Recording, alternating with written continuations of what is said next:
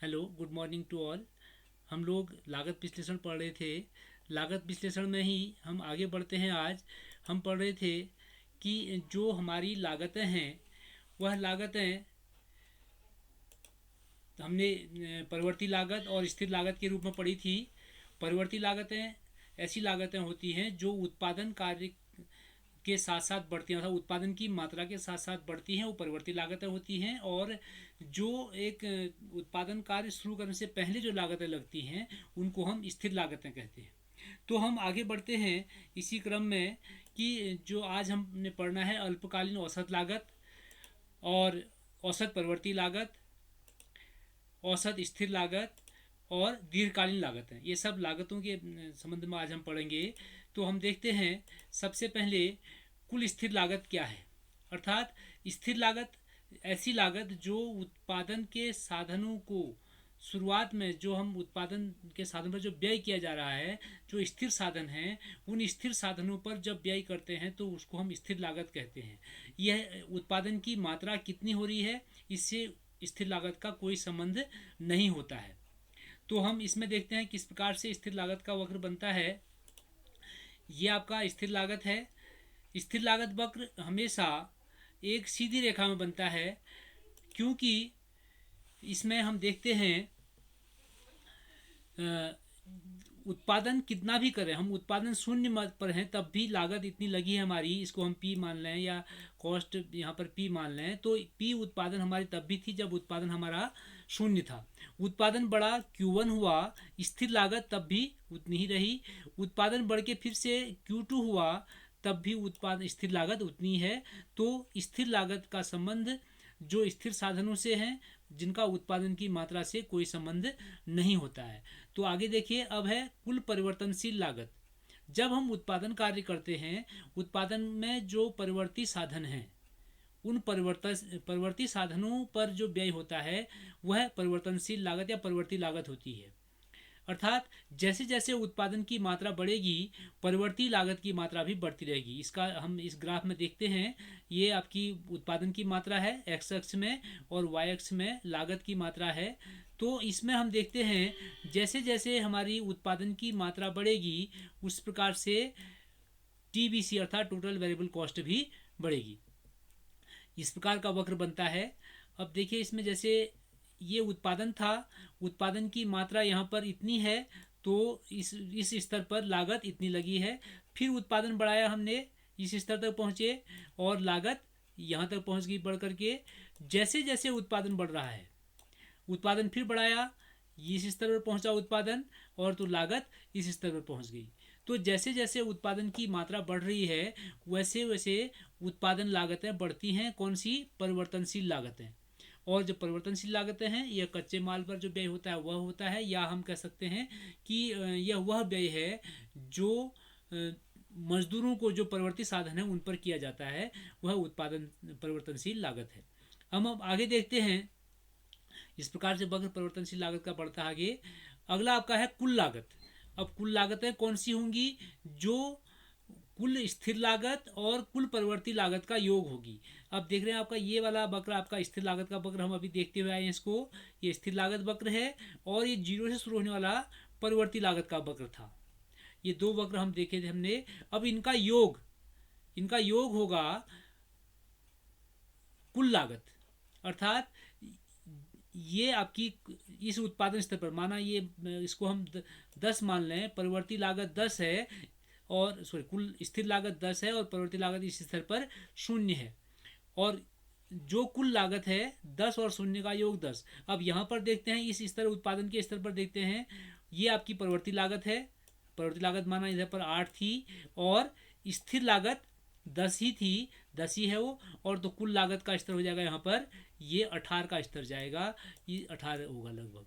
तो इस प्रकार से जैसे जैसे परिवर्ती लागत बढ़ेगी, उसी अनुपात में, उसी रेशियो में, उसी स्थिति से कुल लागत बढ़ती रहेगी। इसलिए जो कुल लागत वक्र होगा वह परिवर्ती लागत वक्र के बिल्कुल समानांतर होगा। हर बिंदु पर समान दूरी होंगी इनकी, क्योंकि हर बिंदु पर स्थिर लागत समान लागत जुड़ रही है, स्थिर लागत। तो ये आपका कुल उत्पादन लागत का मतलब कुल लागत कौन सी? स्थिर लागत धन कुल परिवर्ती लागत बराबर कुल उत्पादन लागत है। TC equals TFC plus TVC। अब इसको हम वक्र से दिखाते हैं इस प्रकार से। ये हमारा अब हम एवरेज में जा रहे हैं, औसत, अल्पकालीन औसत लागतों में जा रहे हैं। अल्पकालीन औसत लागत, अल्प औसत स्थिर लागत और औसत परिवर्ती लागत। जैसे हमने कहा था कि जो उत्पादन की स्थिर लागतें हैं वह एक बार लग जाती हैं, उत्पादन जीरो हो तब भी वो लागत लगती है।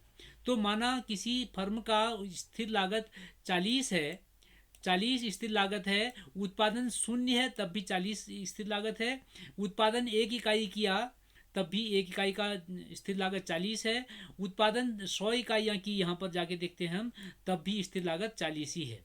अब हम औसत निकालते हैं, तो औसत के लिए हम कुल बट्टे उत्पादन की संख्या करेंगे। तो कुल लागत 40 है, उत्पादन 1 है, तो औसत लागत 40 हो गई। कुल उत्पादन जैसे बढ़ेगा, माना कुल उत्पादन 5 हो गया, उत्पादन की मात्रा 5 है यहाँ पर मान लें, तो 40/5 करेंगे, इस स्तर पर कितना आ जाएगा, ये आपकी औसत स्थिर लागत 8 हो जाएगी। जैसे जैसे उत्पादन बढ़ेगा, उत्पादन 10 हो गया इस बिंदु पर, तो 40/10, तो ये हो जाएगा आपका 4 स्थिर लागत हो जाएगी इस स्तर पर। जैसे जैसे उत्पादन बढ़ रहा है, 100 इकाई उत्पादन होने पर ये स्थिर लागत और कम होती रहेगी। अर्थात जो औसत स्थिर लागत है वह उत्पादन की मात्रा बढ़ने के साथ साथ कम होती है।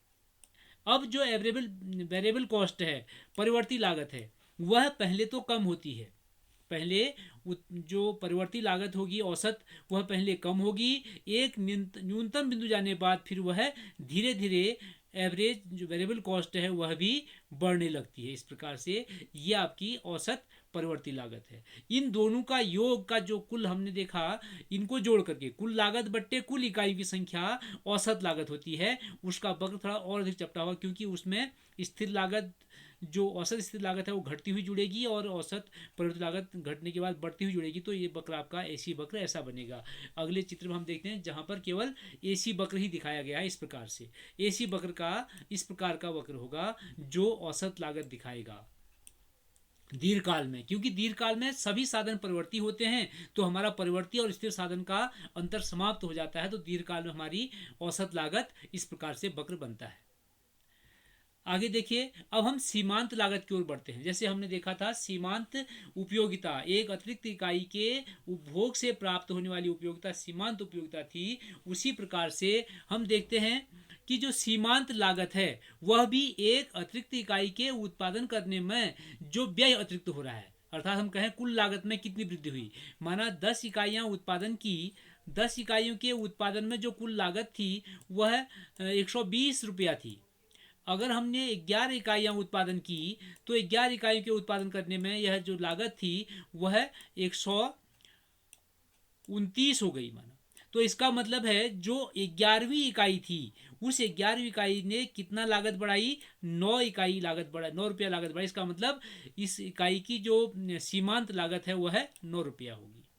तो सीमांत लागत को हम इस प्रकार से भी कर सकते हैं। अगर हमारे पास माना यहाँ पर 11 न होकर सीधा 10 के बाद हमें दिया होता, 10 के बाद हमें यहाँ पर दिया होता कि 15 इकाइयाँ, 15 इकाइयों के उत्पादन से हमारे पास जो कुल लागत हुई है वह 150 हो गई है।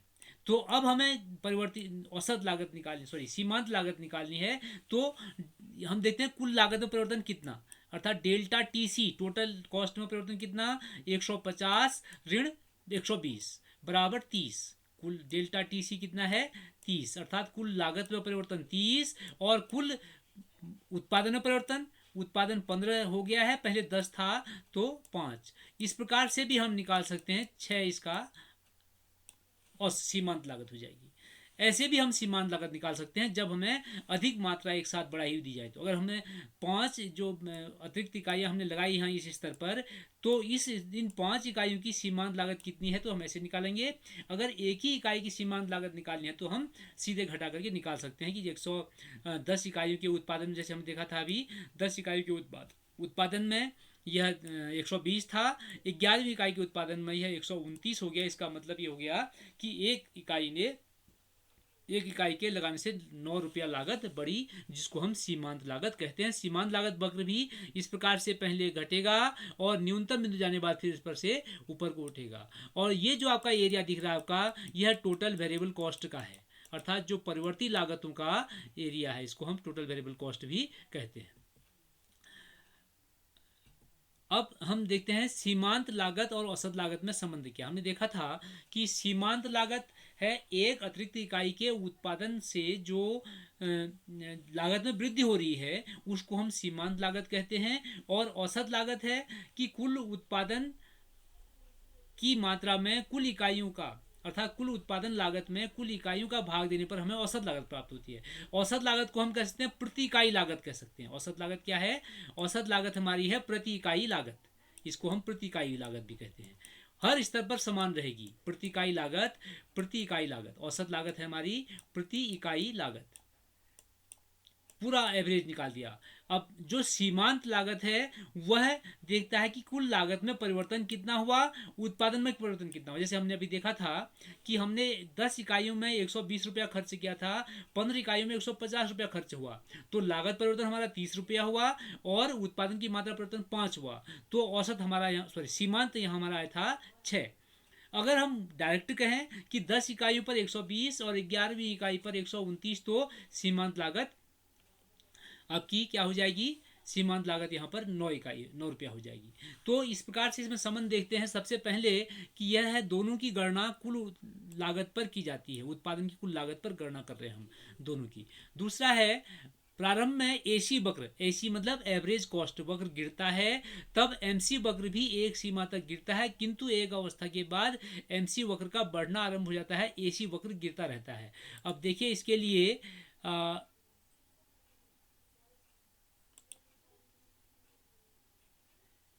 एसी वक्र इस प्रकार से गिरता है। पहले अभी हम अगले चित्र देखेंगे अगले में। एसी वक्र इस प्रकार से गिरता है और एमसी वक्र भी गिरता है। अब अभी तक एसी वक्र एमसी वक्र से नीचे होता है, इस प्रकार से एसी वक्र गिर के ऊपर चढ़ रहा है, और एमसी वक्र इस प्रकार से गिर के और पहले से नीचे होकर के ऊपर चढ़ना शुरू हो जाता है। इस प्रकार से बनता है, ये एमसी वक्र है, एसी वक्र है। अर्थात जो औसत लागत वक्र पहली स्थिति में दोनों ही गिरते हुए होते हैं, औसत लागत भी गिरता है, औसत लागत है, और सीमांत लागत भी एक सीमा तक गिरता है, किंतु सीमांत लागत पहले ऊपर उठना शुरू कर देता है। और अर्थात यहाँ पर इस अवस्था में जो मार्जिनल कॉस्ट होती है वह एवरेज कॉस्ट से कम होती है। ये कम का निशान है कि जो एमसी है मार्जिनल कॉस्ट नीचे है, एवरेज कॉस्ट ऊपर है, तो ये आपका इस प्रकार से है। और दूसरा, जब एसी वक्र बढ़ता है, अब जब बढ़ना शुरू हो रहे हैं, एसी वक्र बढ़ रहा है, तो ऊपर की ओर एसी वक्र जो एमसी वक्र एसी वक्र से ऊपर हो जाता है और तेजी से बढ़ता है। अब एमसी बड़ा हो जाएगा एसी से, और एक स्थिति में जब एसी न्यूनतम होती है उस समय एमसी एसी के बराबर होता है। इसका चित्र देखिए। अब ये जो है, ये जो हरा वाला है एसी औसत लागत वक्र है, और ये वाला सीमांत लागत वक्र है। अब देखा पहले स्टेज हमने देखा, जो पहला जो कथन था हमारा कि एसी वक्र और मार्जिनल जो औसत और सीमांत दोनों लागतें घटती हैं, दोनों घट रही हैं, लेकिन सीमांत लागत औसत लागत से कम है, सीमांत लागत औसत लागत से कम है यहाँ पर। अब लेकिन जो सीमांत लागत वक्र है वह पहले न्यूनतम होकर के ऊपर उठना शुरू कर देता है, औसत लागत अब भी गिरने में ही है, और जहां पर औसत लागत का न्यूनतम पॉइंट होता है यहाँ पर औसत न्यूनतम होती है, और जो एमसी वक्र है वह इस बिंदु को नीचे से काटता है। यहाँ पर एमसी और एसी दोनों बराबर होंगे। एमसी एसी कहाँ बराबर होंगे? जहां पर औसत लागत न्यूनतम होगा वहां पर एमसी वक्र एमसी एसी के बराबर होगा। अर्थात जिस बिंदु पर औसत लागत न्यूनतम होती है उस बिंदु पर वह औसत लागत सीमांत लागत के बराबर होती है। अब सीमांत लागत का बढ़ना चूंकि यहाँ शुरू हो गया था, तो सीमांत लागत बढ़ती रहेगी। अब जो अगली स्टेज में जा रहे हैं हम, अब सीमांत लागत बढ़ गई है और एवरेज कॉस्ट नीचे हो गई है। देखिए ये लागत का वक्र है, हम यहाँ पर देखें तो अब मार्जिनल ऊपर हो गई है, सीमांत नीचे हो गई। अगर हम इसको देखें, ये उत्पादन की मात्रा देखें, यहाँ पर हम कह सकते हैं कि 10, 20, 30, 40, 50 लिखें। यहाँ पर लागत को हम 10, 20, 30, 40, 50 लिखें, तो ये बिंदु माना हमारा 40 का बिंदु होता है। यहाँ पर ये 42 का बिंदु या 45 का बिंदु होता है। यहाँ पर देखिए, यहाँ पर सीमांत लागत यह न्यूनतम हो गई, अब सीमांत लागत बढ़ रही है। अब देखिए सीमांत लागत यहाँ बढ़ना शुरू हो गया, इतना पहुँच गई है 45 में, फिर सीमांत लागत बढ़ी। अब यहाँ पर औसत लागत न्यूनतम है, अभी तक औसत लागत यही थी, औसत लागत घट रही है, यहाँ से इधर थी और घटते घटते यहाँ पहुँची है, औसत लागत घट रही है, यहाँ पर न्यूनतम घटेगी, उसके बाद औसत लागत अब न्यूनतम होने के बाद फिर बढ़ना शुरू कर देगी यहाँ पर। लेकिन सीमांत लागत पहले बढ़ना शुरू कर दी है, तो सीमांत लागत का वक्र हमेशा औसत लागत से अब ऊपर होगा। पहले सीमांत कम थी, औसत अधिक थी, लेकिन सीमांत लागत ने जल्दी बढ़ना शुरू किया, अब वो उससे आगे निकल गई। इस प्रकार से हम इसमें दिखा सकते हैं। अब है दीर्घकालीन लागतें। दीर्घकालीन लागतें भी 3 प्रकार की होंगी: दीर्घकालीन कुल लागत, दीर्घकालीन औसत लागत और दीर्घकालीन सीमांत लागत। दीर्घकाल में सभी साधन परिवर्ती होते हैं, इसलिए यहाँ पर हम परिवर्ती और स्थिर लागत का भेद नहीं करते हैं, क्योंकि सभी साधन परिवर्ती हैं, इसलिए सभी लागतें भी परिवर्ती हैं। सबसे पहले जो दीर्घकालीन कुल लागत है, उत्पादन जो दीर्घकाल में उत्पादन के सभी साधन परिवर्तनशील हैं, इसलिए जितनी भी लागत लग रही है वह सब दीर्घकालीन कुल लागत है। और औसत लागत ज्ञात करने के लिए हम जैसे कुल जो लागत थी उस लागत में हमने दीर्घकाल में कितना खर्च हुआ, स्थिर और परिवर्ती सब मिला के, सारा परिवर्तनशील है वहाँ पर, तो कितना हमने कुल उत्पादन किया और कितनी हमारी लागत लगी। लागत को हमने उत्पादन की इकाई में बांट दिया, डिवाइड कर दिया, तो हमारा औसत लागत निकल जाएगा। और उसके बाद सीमांत लागत, एक अतिरिक्त इकाई के उत्पादन में जो व्यय हो रहा है उसको हम सीमांत लागत कहेंगे, दीर्घकालीन सीमांत लागत कहेंगे। इस प्रकार से अब दीर्घकालीन वक्र थोड़ा और चपटे होंगे।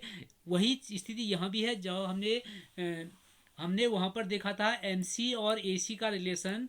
अब हम लॉन्ग टर्म की बात कर रहे हैं, एलएमसी और एलएसी का संबंध भी उसी प्रकार से होगा, लेकिन थोड़ा यहाँ अधिक चपटापन होगा, धीरे धीरे कम होंगे और धीरे धीरे बढ़ेंगे, क्योंकि यहाँ पर स्थिर जो परिवर्ती साधन थे, जो स्थिर साधन थे वह भी परिवर्ती हो गए हैं।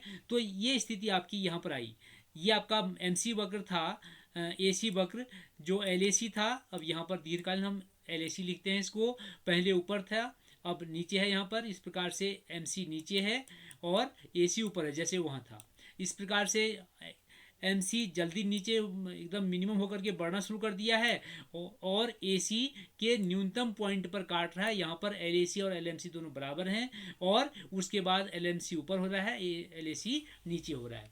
अब इसको हम इस प्रश्न में हल भी कर लेंगे और समझ में भी आ जाएगा कि किस प्रकार से लागतें बढ़ती हैं, और एक क्वेश्चन भी हल हो जाएगा, ध्यान देंगे इस पर। प्रश्न है, निम्न तालिका में एक फर्म की सकल लागत सारणी दी गई है। इस सकल मतलब कुल, सकल का मतलब कुल है, टोटल है, टोटल कॉस्ट, टोटल कॉस्ट दी है। इसकी सहायता से कुल स्थिर लागत क्या है तथा फर्म की जो टोटल फिक्स कॉस्ट कहेंगे इसको हम, कुल स्थिर लागत को हम total fixed cost, AFC fixed cost, और एएफसी लिखा है इसमें, फर्म की एएफसी और ABC, ATC average total cost, और एमसी ज्ञात करें।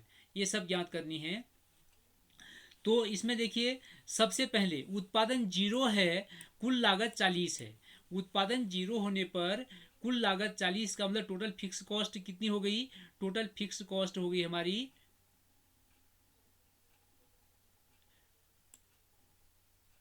40 ही हुई। टोटल फिक्स कॉस्ट क्या हुई? यहाँ पर 40 हुई, क्योंकि कुल लागत, जो कुल लागत है उत्पादन 0 है और लागत 40 रुपया खर्च हो, इसका मतलब जो लागत लगी है वह फिक्स कॉस्ट ही है। तो टोटल 40, हमने देखा था कि उत्पादन की मात्रा कितनी ही हो और जो फिक्स कॉस्ट है वह उतनी हमेशा समान रहती है, क्योंकि वह उत्पादन के प्रारंभिक बिंदु पर खर्च कर दिया गया है, जो स्थिर साधनों पर खर्च कर दिया गया है। तो उत्पादन की स्थिर लागत प्रत्येक बिंदु पर 40 है। अब हमें निकालना है टोटल वेरिएबल कॉस्ट। अब कैसे निकालें? हमें तो वेरिएबल कॉस्ट पता नहीं है अभी तक। अब ध्यान दें इस बिंदु पर, यहाँ पर वेरिएबल नहीं पता है, टोटल पता है। लेकिन टोटल पता है तो हम इस टोटल से हमने निकाल लिया कि जो 0 उत्पादन पर है वह फिक्स 40 है। अगर 0 उत्पादन नहीं दिया होता तो हमें टीएफसी ज्ञात होना चाहिए, तब हम इसको निकाल पाएंगे आगे। 0 दिया है, 0 पर कुल लागत दी है, तो जो कुल लागत 0 पर है वही फिक्स कॉस्ट है, वही स्थिर लागत है। अब हम फिक्स कॉस्ट में से उसको घटाते रहेंगे तो हमारा परिवर्ती लागत निकलती रही, क्योंकि परिवर्ती और स्थिर का योग ही कुल है, और कुल दिया है, कुल में से परिवर्ती घटाएंगे तो स्थिर निकलेगा। पहले में देखिए 40, उत्पादन 0 है तो हम कह सकते हैं कि परिवर्ती लागत 0 है। उत्पादन 0 पर परिवर्ती लागत 0 होगी, क्योंकि उत्पादन नहीं होगा तो प्रवृत्ति लागत नहीं होती, प्रवृत्ति साधन काम नहीं कर रहे हैं। उत्पादन 1 इकाई होने पर कुल लागत हो गई है 120, 120 में से 40 घटाएंगे तो 80, 80 क्या हो गया हमारा, टीबीसी हो गया। 120 कुल में से जो हमारा फिक्स था वो घट गया तो परिवर्ती 40 हो गया। 2 इकाई उत्पादन पर 170 हमारा कुल है तो 40 घटाया हमने, 130 आ गया। 3 इकाई उत्पादन होने पर 180 कुल था, 40 घटाया, ये आपका 140 आ गया। इस प्रकार से हम घटाते रहेंगे, 210 में 40, 170, 260 ही। कुल 5 इकाई के उत्पादन करने पर, 5 इकाइयाँ उत्पादन की हैं तो कुल लागत हमारी 260 है। तो उस समय हमारी जो परिवर्ती लागत 40 घटेगी, 220 आएगा। 6 इकाइयों पर आपका 300, 7 इकाइयों पर परिवर्ती लागत 400 और 8 इकाइयों पर 510। इस प्रकार से टोटल वेरिएबल कॉस्ट हमारी निकल गई। अब हमारे पास टोटल कॉस्ट भी हो गई है, हम टोटल कॉस्ट से मार्जिन कॉस्ट निकाल सकते हैं। टोटल फिक्स कॉस्ट निकल गई, हम एवरेज फिक्स कॉस्ट निकाल सकते हैं एएफसी। और टोटल वेरिएबल कॉस्ट है, एवरेज वेरिएबल कॉस्ट निकाल सकते हैं, और ये सब हम यहाँ से निकाल सकते हैं। अब देखिए, अब हमारे पास यहाँ पर एवरेज फिक्स कॉस्ट निकालना है। एवरेज फिक्स कॉस्ट निकालने के लिए हम टोटल फिक्स कॉस्ट में उत्पादन का भाग देंगे। इस वाले में टोटल फिक्स कॉस्ट में उत्पादन का भाग देंगे तो एवरेज फिक्स कॉस्ट निकलेगा। तो उसके लिए देखिए 40 में शून्य का भाग दिया तो यहाँ पर अनंत आता है, क्योंकि जब हर में शून्य होता है तो अनंत होता है। इसको हम अनंत या इस प्रकार का चिन्ह बनता है, आप डैश भी करेंगे तो आपका चल जाएगा, बाकी मैथमेटिकल न जाए तो। अब टोटल फिक्स कॉस्ट हमारी 40 है, उत्पादन 1 इकाई है तो 40 में 1 का भाग दिया तो यहाँ पर कितना आएगा, जो हमारा एवरेज कॉस्ट आएगी फिर भी 40 ही आएगी। अब 40 में 2 का भाग दिया तो 20 हो गया। 40 में 3 का भाग दिया तो 13.33 आया।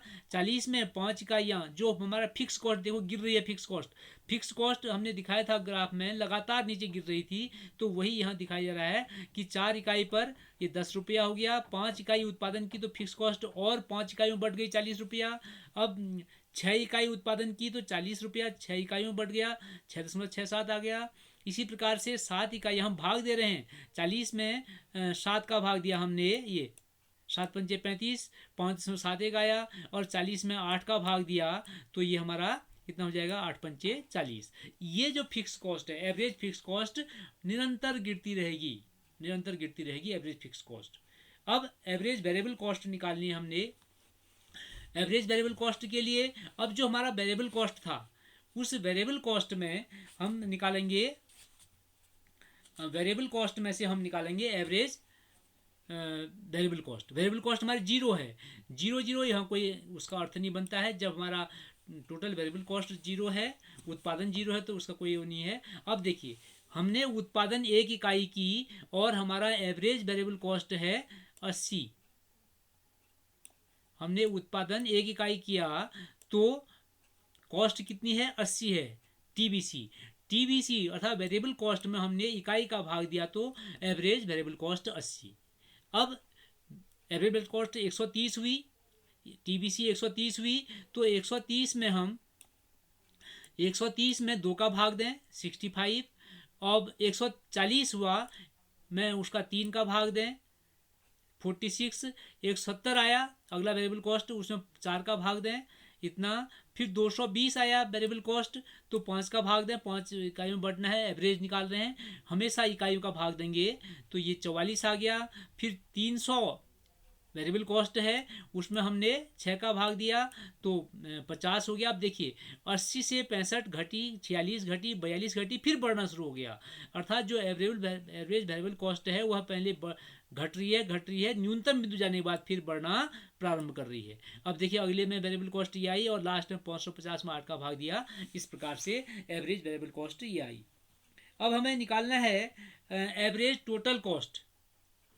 अब टोटल कॉस्ट के लिए जो हमारा टोटल कॉस्ट है उसका, जो हमारा ऊपर सबसे ऊपर वक्र बना था एक, कि हम एवरेज कॉस्ट कह सकते हैं, इसको हम डायरेक्ट एवरेज कॉस्ट भी कह सकते हैं, सीधे ही इसको हम एवरेज कॉस्ट भी कह सकते हैं। एवरेज टोटल कॉस्ट को हम एवरेज कॉस्ट भी कह सकते हैं। कैसे, अब देखिए, अब यहाँ पर हमारा टोटल कॉस्ट 40 है, 0 का भाग दिया, अनंत आता है यहाँ पर, इसको जरूरत नहीं है, डैश भी कर सकते हैं। अब 120 इकाइयाँ उत्पादन हुई है, टोटल कॉस्ट 120 है, टोटल कॉस्ट 120 है, उत्पादन 1 इकाई है, तो भाग दे दिया 120 ही होगा एवरेज कॉस्ट। अब हम दोनों का जोड़ कर रहे हैं, और इसी प्रकार से 2 इकाई उत्पादन 170 रुपया कुल खर्च हुआ है, भाग दिया 85, 3 इकाई पर 180 खर्च हुआ है, तो भाग दिया 60, 4 इकाइयों पर 210 खर्च हुआ है, भाग दिया 52, देखिए घट रहा है अभी, और उसके बाद फिर घटा, ये फिर 52.5 से 5 इकाई 52 हो गया। फिर अब देखिए अब बढ़ना शुरू हो जाएगा 6 इकाई पर, 6 इकाई उत्पादन करने पर 340 रुपया खर्च हुआ है, तो अब ये बढ़ना शुरू हो गया। एवरेज कॉस्ट या टोटल एवरेज कॉस्ट भी हम कहते हैं इसको, total average cost ATC, average total cost या एवरेज कॉस्ट भी कहेंगे। तो इस प्रकार से अब ये भी बढ़ना शुरू हो गया है, और 8 इकाई पर आपका 550 खर्च हुआ, इस प्रकार से ये बढ़ रहा है। एवरेज वेरिएबल कॉस्ट भी बढ़ रहा है। अब सीमांत, सीमांत क्या है? पहले का सीमांत कोई जरूरत नहीं हमें करने की। सीमांत के लिए क्या कहते हैं, अगली इकाई में हमें कितना व्यय करना पड़ रहा है। अब देखिए 40 था टोटल कॉस्ट, हमने सीमांत कहा, हम टोटल का ही निकालेंगे सीमांत। अब यहाँ पर कहीं भी सीमांत निकालेंगे तो यही आएगा, वेरिएबल से भी टोटल से भी। सीमांत निकाला हमने, पहली पर 40 है, अब 1 इकाई उत्पादन पर 120 बढ़ा, इसका मतलब सीमांत में कितनी वृद्धि हुई, 80 की वृद्धि हुई, अर्थात 1 इकाई उत्पादन करने में 80 रुपया खर्च अतिरिक्त हुआ है। 40 तो खर्च हो चुका था। अब हम अगला देखिए, अब 170 हो रहा है। अब इसको हम यहाँ भी कर सकते हैं, यहाँ भी देख सकते हैं आप लोग, 80 हो गया ना। अब आप वेरिएबल कॉस्ट से करें, टोटल कॉस्ट से करें, सेम आएगा मार्जिनल कॉस्ट, क्योंकि AFC का हमें मार्जिन निकालना नहीं है।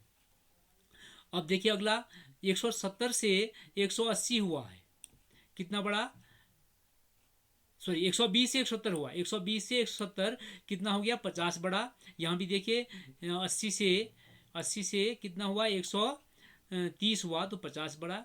अगला आपका 170 से 180 हो गया है, तो ये 10 बढ़ा। यहाँ भी 30 से 40 हुआ, 110 बढ़ा। इसी प्रकार से प्रत्येक अगली इकाई, 3 इकाई पर 180 और 2 इकाई पर 170, तो तीसरी इकाई उत्पादन करने में अगर हम सीमांत की बात करते हैं तो 10 रुपया खर्च हुआ हमारा, वह सीमांत हुआ।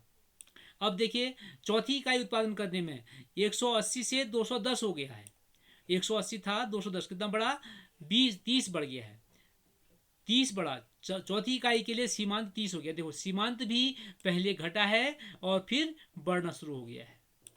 अगला 5वीं इकाई में 210 से 260 हो गया, 50 बढ़ा है। इसी प्रकार से अगली इकाई में आपका 80 बढ़ा है, अगली इकाई में कितना बढ़ा है, ये आपका 100 बढ़ गया है, और अगली इकाई में 110 बढ़ गया। इस प्रकार से यह आगे बढ़ता रहेगा। अब इन्हीं वक्र को देखिए, जो आप देख रहे हैं यहाँ पर टोटल कॉस्ट भी, टोटल कॉस्ट का वक्र लगातार ऊपर को जाएगा। टोटल वेरिएबल कॉस्ट, जो टोटल कॉस्ट होंगी वह भी लगातार ऊपर जाएगा, और टोटल कॉस्ट जो फिक्स कॉस्ट है वह एक स्थिर सीमा पर, 3 ध्यान देंगे पहले, टोटल कॉस्ट लगातार ऊपर जा रहा है, टोटल फिक्स कॉस्ट एक सीधी रेखा है, और टोटल वेरिएबल कॉस्ट भी लगातार ऊपर, 0 से शुरू करके लगातार ऊपर जा रहा है। अब हम एवरेज कॉस्ट निकालते हैं, तो एवरेज में हमने देखा था एवरेज 40 से 20 हुआ, 20 से 13 हुआ, 10 हुआ।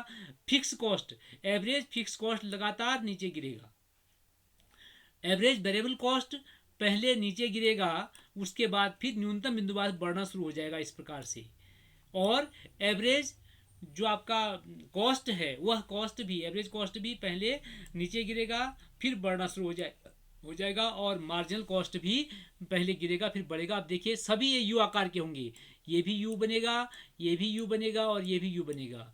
AFC का जो वक्र है, एवरेज फिक्स कॉस्ट का जो वक्र है, वह लगातार नीचे गिरता हुआ होगा, और टोटल वेरिएबल कॉस्ट 0 से होकर ऊपर बढ़ता हुआ होगा। ये फिक्स कॉस्ट सीधा होगा, और ये आपका एक आधे से ऊपर था, फिक्स कॉस्ट से ऊपर से शुरू के ऊपर बढ़ेगा इस प्रकार से। ये देखिए आप इसमें देख सकते हैं, ये हमारा total variable, total fixed cost, देखिए मैं टोटल फिक्स कॉस्ट ये है आपका बिल्कुल सीधा, उत्पादन कितना हो कॉस्ट वही रहेगी। टोटल वेरिएबल कॉस्ट 0 में शुरू करके इस प्रकार से बढ़ रहा है। टोटल कॉस्ट इनका योग है, तो यहाँ शुरू होगा, क्योंकि 0 पर इतना ही था, तो यहाँ शुरू करके इस प्रकार से बढ़ रहा हुआ है। तो ये आपके ग्राफ में थे। अब इनको देखते हैं एवरेज वालों को। एवरेज फिक्स कॉस्ट हमने कहा था यहाँ से लगातार नीचे गिरेगा, क्योंकि 40 में हमने लगातार भाग देना है, लगातार संख्या बढ़ते बढ़ते भाग देते रहना है, और ध्यान देना 0 कभी नहीं होगा। अगर 1000 इकाइयाँ भी उत्पादन कर लेंगे तो पॉइंट में फिर भी आएगा, जीरो नहीं होगा। और दूसरी बात, जो एवरेज वेरिएबल कॉस्ट था पहले ऊपर था, नीचे हुआ, न्यूनतम बिंदु पर गया, फिर ऊपर से बढ़ना शुरू हो गया। ऐसे ही इनका योग एवरेज कॉस्ट था, इस प्रकार से यह भी नीचे गिर के बढ़ना शुरू हो गया। तो ये आपकी लागत विश्लेषण था। इसके साथ ही ये आज का समाप्त होता है। अब अगले अध्याय में हम लोग पढ़ेंगे जो आपका आगम, अर्थात जो फर्म का आगम होता है वह किस प्रकार से होता है। अर्थात एक फर्म उत्पादन करती है तो उत्पादन लागतें हमने पढ़ ली। उत्पादन लागतों के साथ फर्म को जो प्राप्त होगा, उस प्राप्त को फर्म किस प्रकार से उसके आगम में, अर्थात फर्म किस प्रकार से अपने उत्पादन में कब तक उत्पादन कार्य करेगी, किस सीमा तक उत्पादन कार्य करेगी, उसको कितना उससे प्राप्ति हो रही है उस वस्तु या सेवा को बाजार में बेचने से। तो आज के लिए इतना ही।